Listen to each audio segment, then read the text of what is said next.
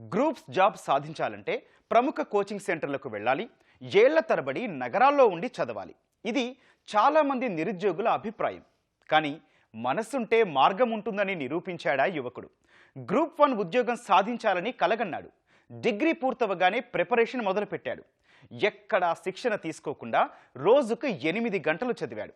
2023లో తొలి ప్రయత్నంలోనే గ్రూప్ 4 ఉద్యోగం సాధించాడు.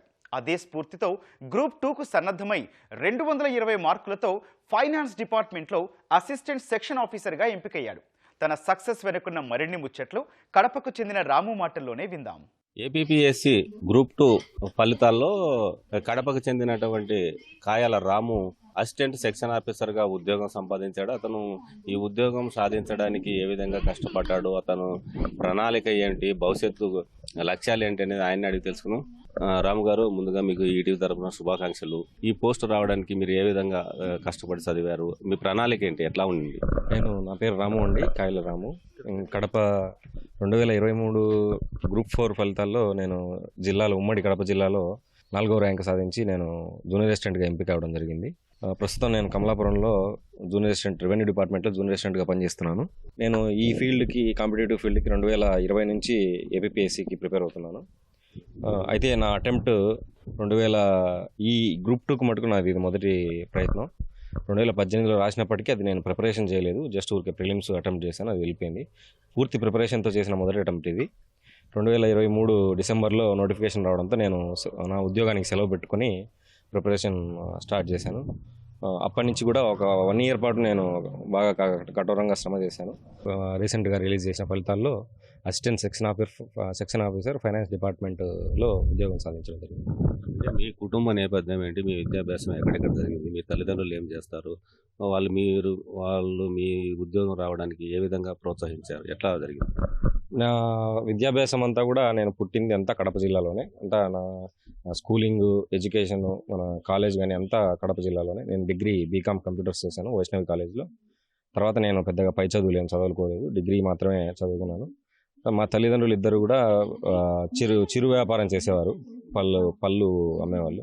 తర్వాత మా నాన్న అవుట్సోర్సింగ్ ఉద్యోగంగా మున్సిపల్ కార్పొరేషన్లో పనిచేసేవాడు. నాకు ఒక తమ్ముడు ఉన్నాడు, అనిల్ కుమార్. అతను కూడా ఇప్పుడు మున్సిపల్ కార్పొరేషన్లో పనిచేస్తున్నాడు అవుట్సోర్సింగ్ కింద. నా భార్య మౌనిక, తను కూడా ఎన్జిఓ తరఫున పనిచేస్తూ ఉంది. సో వీళ్ళంతా నాకు ఫైనాన్షియల్గా కానీ, మేము ఎమోషనల్గా కానీ, మెంటల్గా కానీ నాకు సపోర్ట్ ఇచ్చారు చదువుకోవడానికి. నేను పెళ్ళైన చాలా సంవత్సరాల వరకు నాకు ఉద్యోగం లేదు.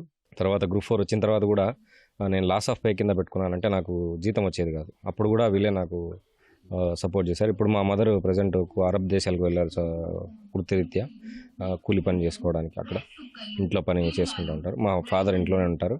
మా తమ్ముడు, మా భార్య వల్ల వాళ్ళ సపోర్ట్ వల్లే నేను ఇక్కడ దాకా రాగలిగాను.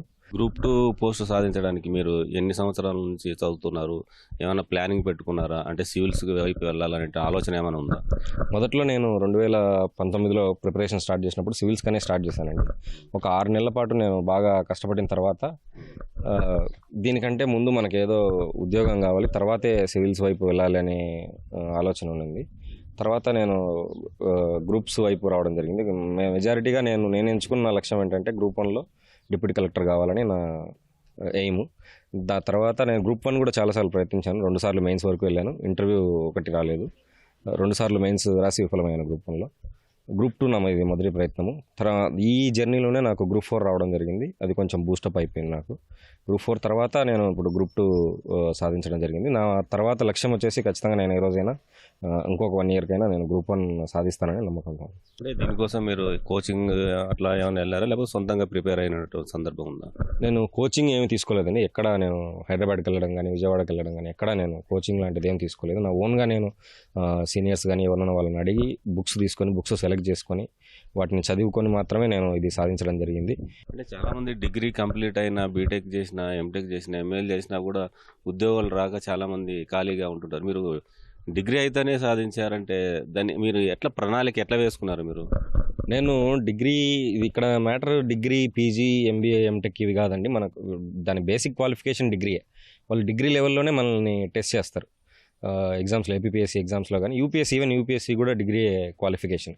సో ఇక్కడ చదువు ఎంత చదివామనడం కంటే ఇందులో ఎంత రాణించినాం అనేది మనకు. ఏపీపీఎస్సీలో మనం ఎంత ఏపీఎస్సీ కానీ యూపీఎస్సీ కానీ వాళ్ళ సబ్జెక్ట్స్లో మనం ఎంత ముందుగా ఉన్నాం, వాళ్ళది ఎంత అర్థం చేసుకుంటున్నాం, బట్టి కొట్టుకోకుండా అవి ఎంతవరకు టెస్ట్లు మనం కరెక్ట్గా అటెంప్ట్ చేయగలుగుతున్నాం.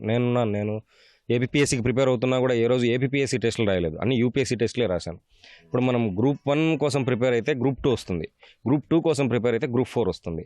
అంటే మనం రాసే ఎగ్జామ్ కంటే ఒక లెవెల్ అప్ మనం చదువుకుంటూ ఉండాలి ఎప్పుడైనా.